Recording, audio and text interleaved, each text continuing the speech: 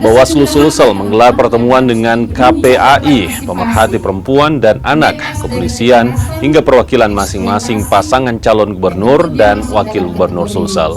Acara digelar untuk memberikan pemahaman terkait larangan melibatkan anak dalam pilkada. Saat ini Bawaslu Sulsel telah menerima sejumlah laporan terkait banyaknya anak yang secara tidak langsung terlibat dalam pilkada. Selain melanggar aturan kampanye, juga berpotensi mengganggu tumbuh kembang anak. Relawan kampanyenya, LO-nya kita undang semua masing-masing paslon dengan harapan ada komitmen bersama.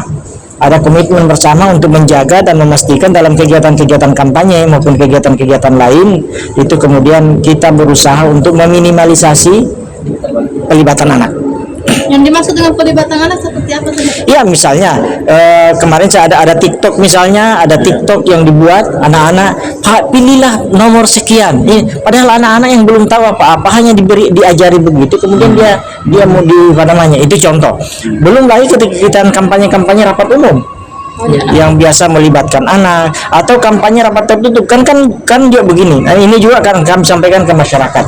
Jangan sampai hanya melihat banyaknya akhirnya anak pun dilibatkan.